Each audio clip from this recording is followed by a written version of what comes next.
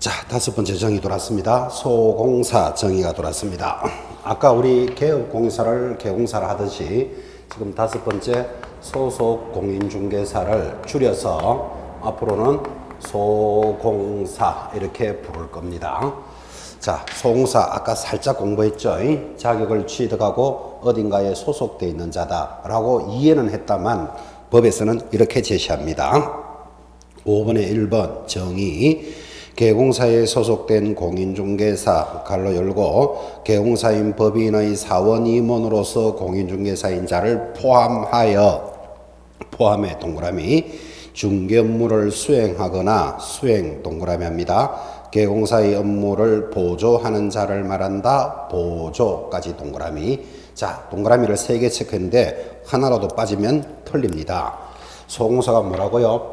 자, 소공사는 개공사인 법인의 사원, 임원을 포함하여 이를 시험에서는 제외하고 이렇게 출제합니다. 포함하여 업무를 수행도 하고 보조하는 자를 말한다. 그래서 포함, 수행, 보조 딱딱딱 세 단어가 따라와야 됩니다. 이렇게 강조합니다.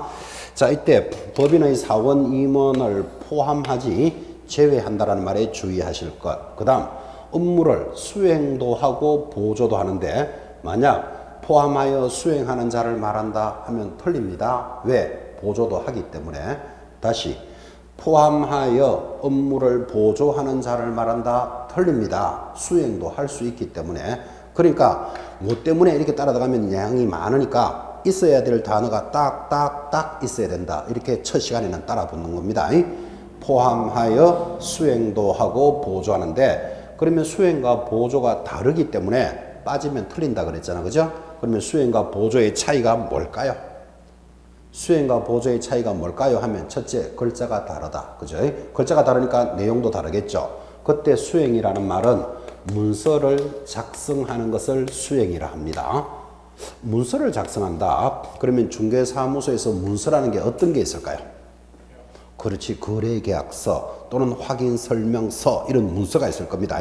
문서를 작성하는 것을 수행이라고 합니다. 그러니까 수행이라는 말이 만약에 빠졌다 그러면 포함하여 보조하는 자를 말한다. 그래 되면 문서를 작성 못한다는 말이 되기 때문에 빠지면 안 된다 이런 뜻이에요.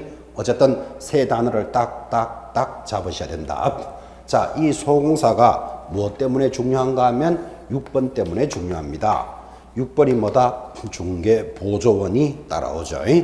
자, 여섯 번째 마지막 정의입니다. 중개 보조원 해놓고 첫째 정의. 자, 공인중개사가 아닌 자부터 동그라미 하셔야 됩니다. 이 단어를 빠지는데도 못 찾아내더라고. 그래서 공인중개사 아닌 자부터 동그라미.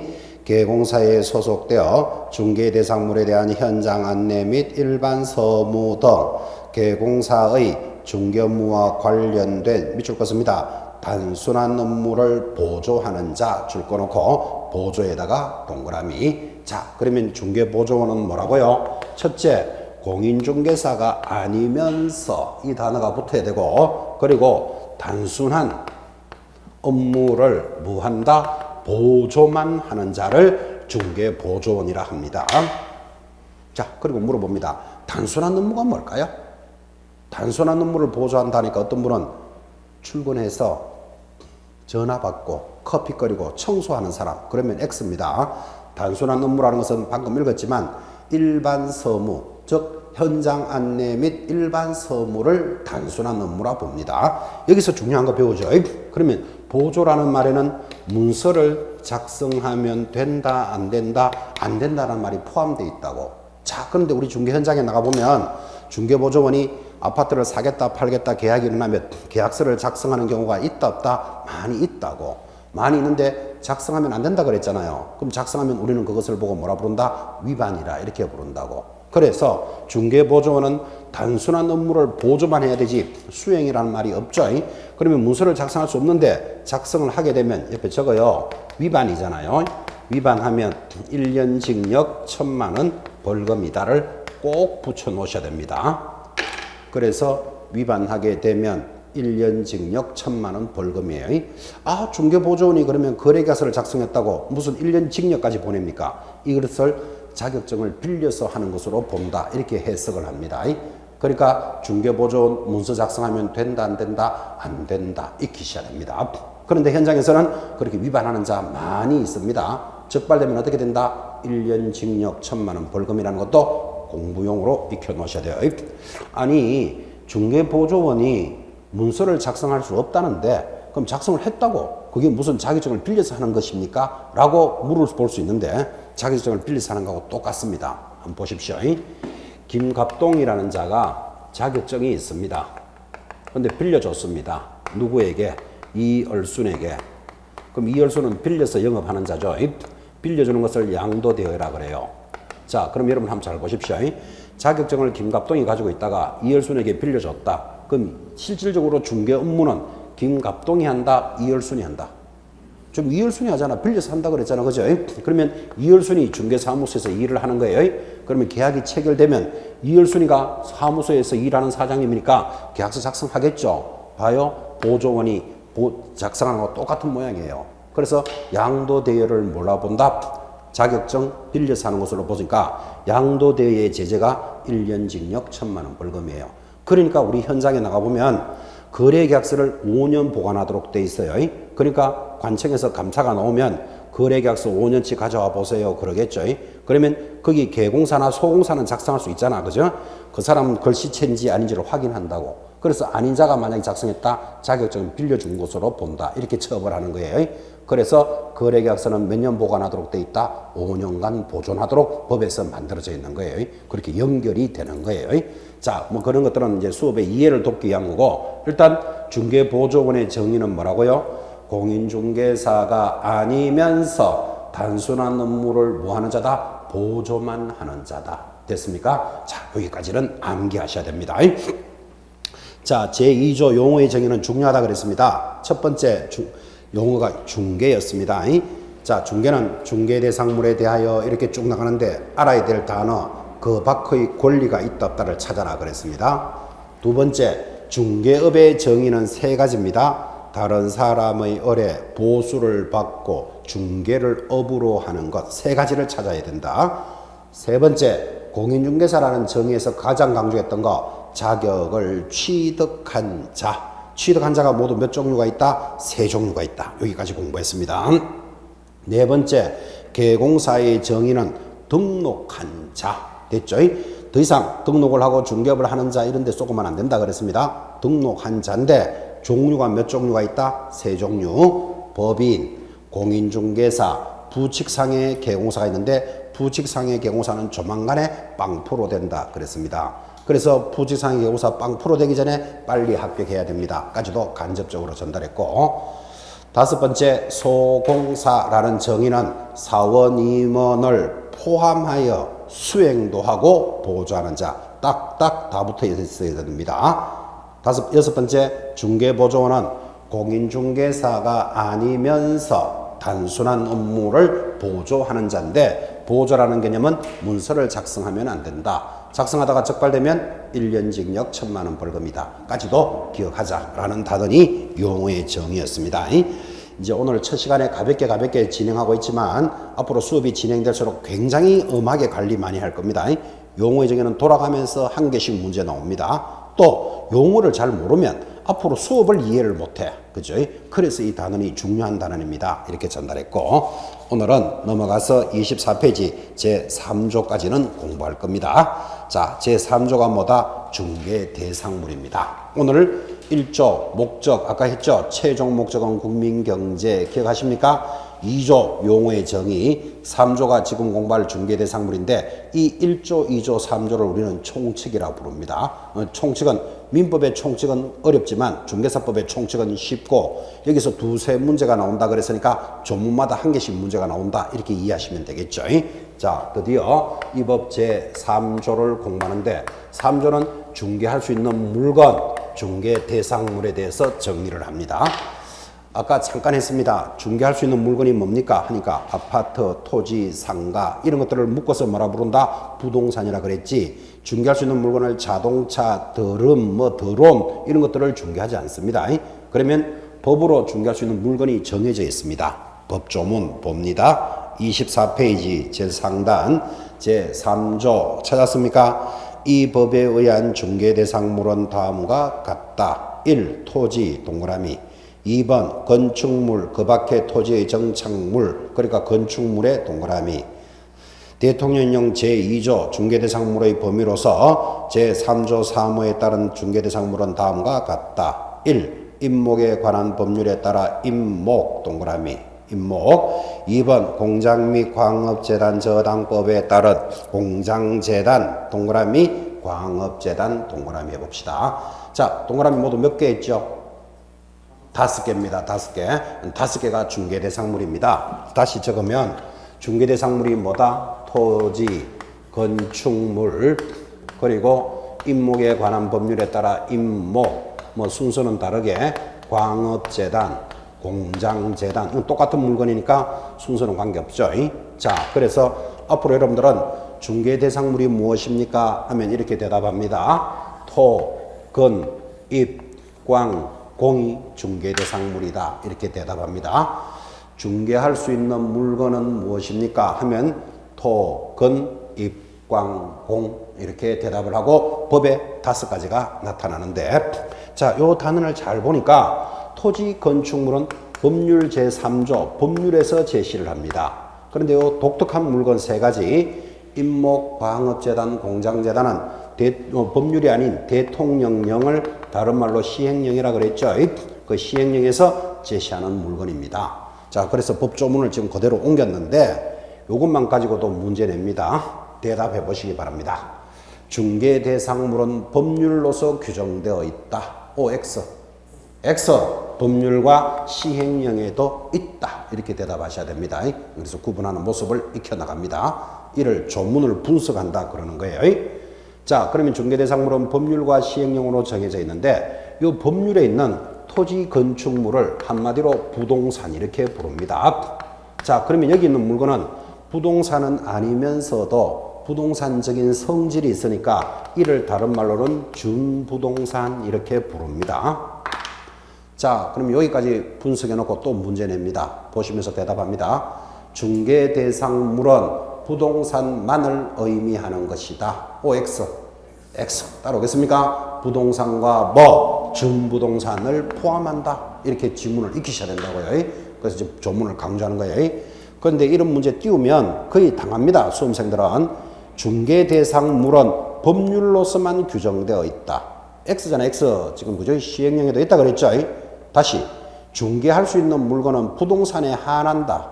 X예요. 준부동산도 포함되어 있는 거예요. 그래서 조문을 보시면서 뭐를 익혀나가는 겁니다. 자, 그런데 지금 밖에서 나가서 거래하는 게 뭡니까? 하면 대체적으로 물어보면 아파트, 상가, 토지, 뭐 원룸, 뭐 이런 말 하잖아. 그죠? 그게 전부 다 뭐다? 부동산이에요. 거의 여기서 중개가 다 일어나는 거예요. 근데 법률로서는 시험 칠 수 있는 문제에는 임목, 광업재단, 공장재단이나 또 있다는 것도 이해는 해 놓으셔야 돼요. 그래서 원래 시험도 어디서 시험을 물었다? 토지, 건물에서 물었어요. 대체적으로 출제하는 방식은 박스 안에다가 넣어놓고 뭐 한 5개나 6개 걸겠죠. 다음 중 중개대상물을 모두 찾으시오. 또 해당되는 것 몇 개, 아닌 것 몇 개 이렇게 물어요. 그래서 일단 기본적으로 토, 건, 입, 광, 공은 노래 부르듯이 기억해 놓으셔야 됩니다. 앞으로 중개대상물은 토, 건, 입, 광, 공. 자, 그 다음에 이제 앞으로 수업은 이렇게 나가겠죠. 토지는 토지인데 이런 토지가 되느냐 안 되느냐 이렇게 물어들어오는 게 우리가 공부해야 될 것들이에요. 한번 물어봅시다. 여러분 학교에 가면 운동장 있다는 거 아십니까? 운동장 있죠? 그거 땅이잖아요, 땅. 그러면 이렇게 시험에 묻습니다. 학교 용지를 거래할 수 있다. OX. 토지라도 안 됩니다. 그러니까 이 5가지 물건이라도 토지라도 국가 소유는 안 돼. 학교는 누가 관리한다? 국가가 관리하잖아. 됐죠? 아, 그러면 제목을 기억하되 뭐가 되고 안 되고를 느껴보라고요. 자, 다시. 여러분 덕수궁이라는 말 들어보셨습니까? 자, 덕수궁은 건물이다? 아니다? 덕수궁 아름다운 건물입니다. 덕수궁이 건물이 아니면 그러면 이게 뭐 물입니까? 토지입니까? 아니잖아. 그죠? 덕수궁은 아름다운 건축물이지만 중개가 안 돼요. 왜 안 될까요? 국가가 관리하니까. 아, 그래서 여기서 배우는 것 토, 건, 입, 광, 공이라도 개인 소유인 것만 거래할 수 있다는 걸 느끼셔야 돼. 지금 그죠? 도로가 있습니다. 여러분 지금 길에 나가면 도로 있죠? 지금 여기 문 열고 나가면 전부 아스팔트 길 도로가 있잖아. 그죠? 도로도 다 토지잖아. 토지. 땅이잖아. 그래서 시험 문제에서 도로는 중개할 수 있느냐 이래 묻는다고. 땅이니까. 된다 안 된다? 안 돼. 왜 그러면 도로도 국가가 관리하는 거예요. 도로는 세금을 안 매겨요. 왜 세금을 안 매긴다? 국가 소유이기 때문에. 이해하시겠죠? 아, 그래서 땅이라도 모두 다 되는 것은 아니구나 라는 느낌을 가지셔야 된다고. 근데 이제 여러분들이 공법에 배우면 부동산 공법에서 건축법을 배우게 됩니다. 건축법에서 도로가 뭐냐 하면 도로는 세 가지가 있어요. 1. 공도로. 지금 아스팔트 길 같은 걸 공도로라 그래요. 사도로. 개인과 개인의 도로가 있어요. 집에. 그죠? 사도도 있고. 그 다음에 도로 예정지도 공법에서는 다 도로로 봐요. 공도로, 사도로, 도로 예정지 전부 도로로 보지만 중개할 수 있는 것은 사도로나 도로 예정지는 중개할 수는 있어요. 그렇지만 공도로는 안 된다 이렇게 들어가는 거예요. 이제 이것들을 구분하는 시간들을 앞으로 여러분들이 가져야 됩니다. 지금 현재 알아야 될 건 뭐라 그랬다? 토, 근, 입, 광, 공이 중개 대상물이다. 기본은 잡아놓고 이제 이것들 중에서 되는 것, 안 되는 것들을 익혀가는 게 앞으로 수업을 해 나가야 될 모습들입니다. 자, 가볍게 한번 봅시다. 24페이지. 자, 5가지 제목에 대해서 1번 중개 대상물의 범위 하니까 동그라미 1번 토지 돌았죠. 자, 토지는 분필하지 않은 한 필의 일부에 대해서는 매매나 저당권은 중개할 수 없다. X 돼 있죠. 지금 X. 중개 안 된다. 그런데 한 필의 일부에 대해서 지상권, 지역권, 전세권, 임대차는 중개할 수 있다. 이제 이러니까 이런 문제를 읽으려면 여러분들은 지상권이 무슨 뜻인데 지역권이 무슨 말인지를 알아야 이제 이게 이해가 되겠죠. 근데 지금은 이거 이해 못한다 그랬잖아요. 이제 앞으로 민법 등을 통해서 공부하시면서 조금씩 다 익혀가는 거예요. 일단은 토지라도 되는 게 있고 안 되는 게 있다. 2번 건축물 돌았습니다. 자, 건물 중에서 미등기된 건물이 있습니다. 미등기 건물 중개된다 안 된다? 됩니다. 동그라미. 자, 무허가 건물도 있습니다. 무허가 건물 된다 안 된다? 됩니다. 동그라미. 그래서 미등기 건물은 무슨 뜻일까요? 미등기는 등기가 안 돼 있는 건물이에요. 그럼 등기가 안 돼 있는 건물이 있을까요? 굉장히 많습니다. 여러분이 자기 집이 등기되어 있으니까 다 등기되는 것 같죠? 등기 안 돼 있는 건물 의외로 많습니다. 대표적으로 금융기관 본점 건물 이런 거 등기 안 합니다. 예를 들면 63빌딩 있잖아. 그죠? 63빌딩이 얼마나 큰 건물입니까? 근데 63빌딩 제가 확인은 안 해봤지만 등기 안 했을 가능성이 많습니다. 왜 그러면 63빌딩이 금융기관 건물인데 등기를 한다는 말은 이 건물을 잡혀서 저당을 잡을 수 있는 게 등기라는 성질인데 거기 금융기관에서 자기 본점 건물을 잡혀서 돈 빌렸다. 그러면 금융기관 내일 다 망합니다. 그러니까 등기 안 해도 되기 때문에 굳이 등기 안 한다고요. 등기하면 등기 등록세가 굉장히 비싸. 금액이 크기 때문에. 그래서 등기하는 건물이 있다는 걸 이해하라 이 말이에요 지금. 그죠? 무허가 건물은 뭘까요? 그렇지. 허가를 받지 않은 거. 대표적으로 포장마차 이런 거예요. 여러분 포장마차도 왜 좀 이렇게 헐렁헐렁한 거 말고 좀 이렇게 단단하게 만드는 포장마차도 있을 수 있겠죠. 그거 허가 받았다 안 받았다? 안 받았겠지. 그래서 무허가 건물이라는 말은 건축물 대장이 없는 거예요. 미등기 건물은 등기를 안 한 것이고 무허가 건물은 건축물 대장이 없는 건물이에요. 무허가 건물도 거래할 수 있다 없다? 있다고. 우리가 그래서 거래할 수 있는 건물의 범위는 굉장히 큰 거예요. 그죠? 슬렁슬렁 공부하면 미등기 건물이나 무허가 건물은 중개할 수 없다라고 생각하는 사람 많아요. 그런데 여러분 지금은 많이 없어졌는데 예전에 그죠? 뭐 강변 호수라든지 한강변에 가보면 포장마차 쫙 있습니다. 지금도 아마 있는데 그 포장마차들이 거의 기업형입니다. 안에 냉장고, TV 이런 거 다 있습니다. 그런 기업형 포장마차들이 쫙 있는데 여러분이 나중에 중개업을 하는데 어떤 분이 그럽니다. 저 한강변에 있는 저 포장마차를 내가 하고 싶다. 중개 좀 해줄래? 그럴 수가 있다 없다? 있겠지. 그러면 여러분 개공사가 그 포장마차 가가지고 시설비 권리금은 얼마고 얼마에 팔 수 있겠습니까? 혹은 세를 얼마 넣을 수 있겠습니까? 중개할 수 있겠죠. 그래서 계약이 맞으면 중개해도 되는 거예요. 즉 지금 하고 싶은 말이 뭐다? 무허가 건물도 거래할 수 있다. 지금 그 이야기 해주려고 그러는 거예요. 무허가 건물은 위반이다 하면 틀려요.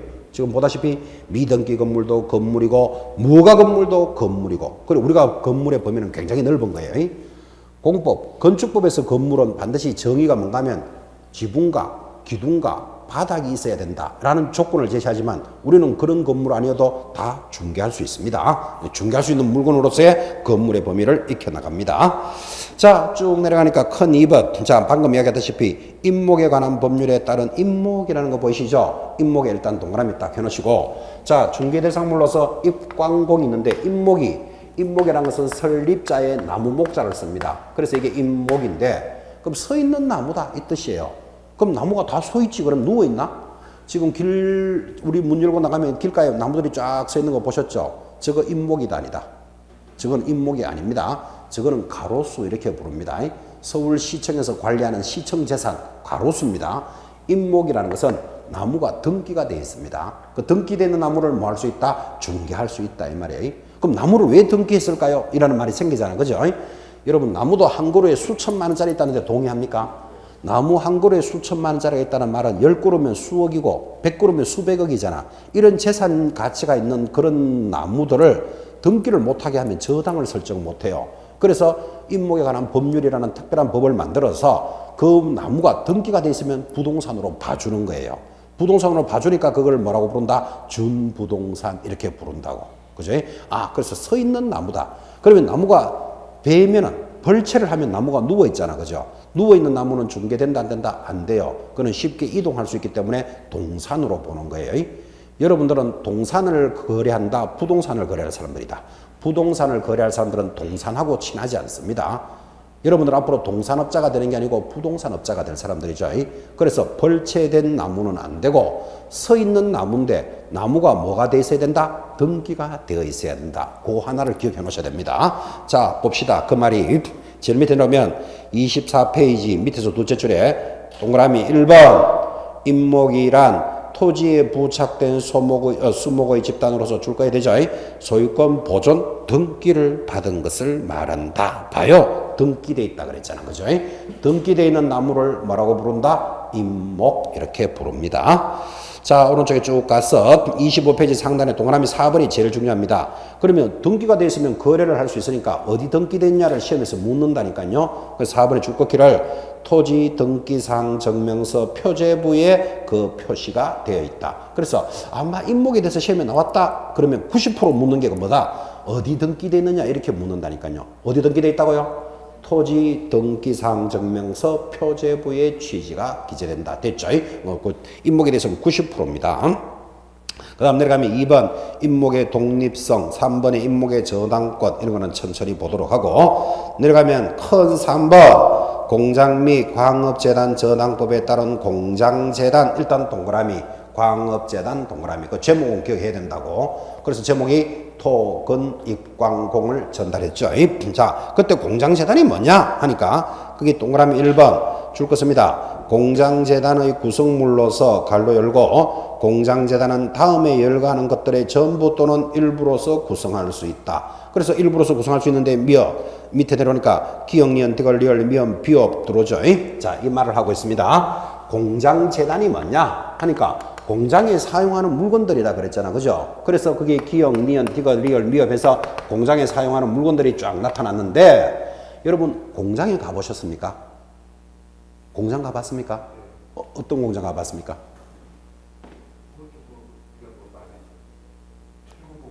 아, 그렇지. 뭐 공장은 워낙 많으니까 그죠? 그냥 말하기 오히려 뭐 어색할 정도죠. 혹시 공장 가보셨습니까? 공장 한 번도 안 가봤습니까? 안에는 못 들어가고 밖에서는 이렇게 봤습니까? 지나가면서 봤습니까? 그리고 공장이 무엇입니까 하면 너무 많으니까 말하기가 오히려 어색할 정도죠. 저는 현대자동차 공장을 한번 가본 적이 있습니다. 그 현대자동차 공장을 견학을 했는데 현대자동차 공장이 얼마나 큰가 하면 그 공장 안에 신호등이 다 있습니다. 그러니까 뭐 저 군에 버스 가다가 서라 가라 하는 신호등이 있을 만큼 공장이 대단히 공장입니다. 그런데 그렇게 대단히 공장이거나 조그마한 공장이거나 어떤 공장이든 공장에 가보면 여러 가지 구성물들이 있잖아요. 공장을 구성하는 건물도 있을 것이고 공장을 구성하는 토지도 있겠죠. 땅도 있고 공장에 기계 있겠죠. 기구도 있을 거고 어떤 공장에는 포크레인 뭐 이런 것도 있을 거예요. 또 어떤 공장에는 특허권 이런 권리도 있을 거예요. 자, 공장에 들어가 보니까 여러 가지 물건들이 있는데 건물이나 토지는 부동산이지만 기계, 기구, 포크레인 이런 것들은 부동산은 아니잖아. 그죠? 그렇지만 기계도 수백억짜리가 있다는데 동의하시겠죠? 기계도 수백억짜리가 있을 것이고 특허권도 수천만 원짜리 특허권이 있을 수 있겠죠. 그러면 이런 재산 가치 있는 물건들을 그냥 동산으로만 두고 있으면 저당을 못 잡는다니까. 그래서 공장 및 저당법에 따라서 이런 물건을 전부 등기를 해준다니까요. 그럼 등기를 해주면 이걸 뭘로 본다? 부동산으로 본다. 그래서 공장에 사용하는 물건들을 공장재단 이렇게 부르는 거예요. 그러면 광업재단이라는 말도 똑같은 말이겠지. 여러분 광업소에 가보셨나요? 잘 갈 기회가 없죠. 근데 광업소 TV에 나오는 거 보면 뭐 석탄을 캐내는 화차도 지나가고 레일도 있고 기계도 있고 기구도 있고 뭐가 많겠죠. 그런 물건들을 뭐 했다? 등기를 해줬다고. 그래서 그런 물건들이 어떤 겁니까? 하니까 거기 기업 공장에 속하는 토지, 건물, 그 밖에 공작물, 기계, 기구, 전봇대, 디귿, 항공기, 선박, 리얼, 지상권, 전세권, 뭐 비업에 보면 지적 재산권 이런 권리도 있는 거예요. 그럼 이런 권리들을 등기를 해주는데 이런 권리들을 다 외울 필요 있다 없다? 없다. 이걸 어떻게 다 외워? 그런데 기억에 보면 공장에 속하는 토지, 건물, 그 밖에 공작물 이러니까 그 밖에 또 뭐가 많이 있다 지금 이런 뜻이잖아. 그죠? 그러니까 이거 일일이 다 외울 필요 없다고요. 그 밖에 공작물 옆에다가 갈로 열고 한번 적어 보십시오. 심심하신 분은 벤치, 도라이바, 몽키, 다마 이런 거 그거 다 공장에 있는 것들이잖아. 그죠? 그런 것들을 다 묶어서 뭘로 봐준다? 이 중개대상물로 봐준다. 그런 뜻이에요.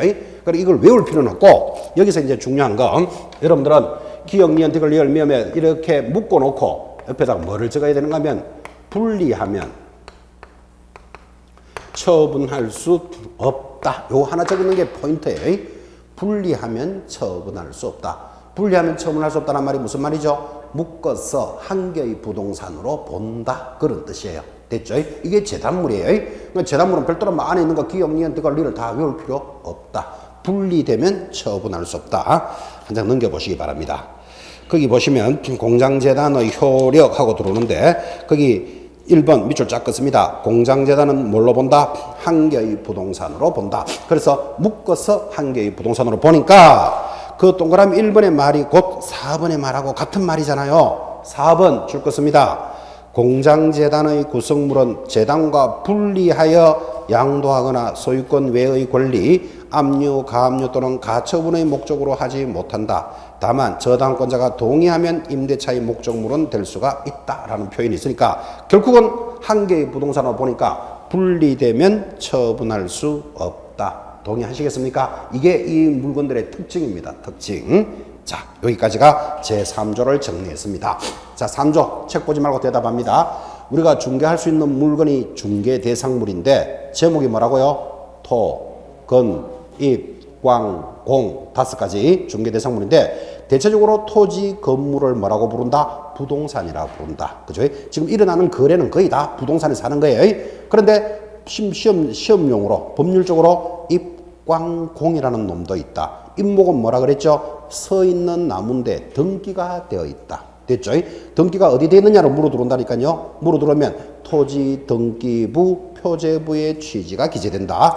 그 다음 공장재단, 광업재단은 공장 안에 광업소에 쓰는 물건들인데 그 물건들 다 외울 필요는 없다. 그 대신에 요거를 묶어서 한 개의 부동산으로 보니까 분리되면 처분할 수 없다. 이거를 기억하셔야 된다고. 그죠?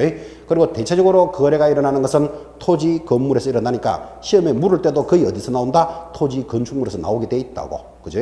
근데 이제 이게 토지, 건물에서 계속 출제가 됐기 때문에 여러분들이 시험 준비하시는 29회 시험에서는 입광공에 대해서 물을 여지가 있어요. 지금 몇 년 동안 계속 토지, 건물에서만 물었으니까.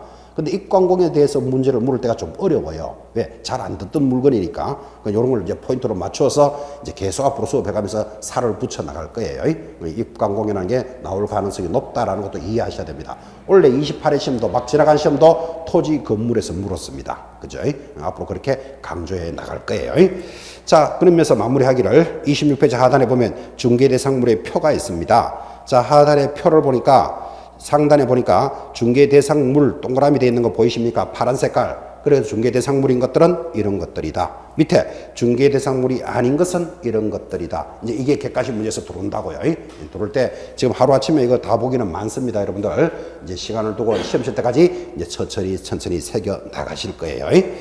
자, 오늘 수업이 제3조 총칙편을 마무리했다면 다음 주 수업 예고입니다. 오른쪽 27페이지 보십니까? 공인중개사 제도 보이십니까? 이제 여기서부터 오리지널 우리 단원입니다.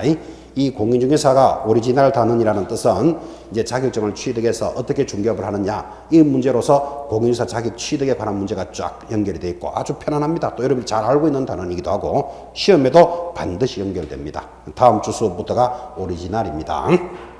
자, 오늘 첫날 수업은 여기까지 마무리하고 오늘 1, 2, 3교시 3시간을 수업했지만 그죠?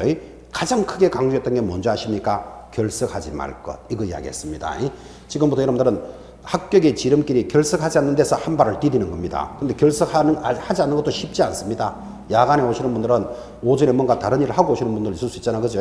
그래서 좀 지각을 하거나 늦더라도 꼭 결석하지 말 것. 이거 하나를 오늘 새기는데 가장 큰 의미로 가졌으면 좋겠습니다. 다음 주에 뵙겠습니다. 수고하셨습니다.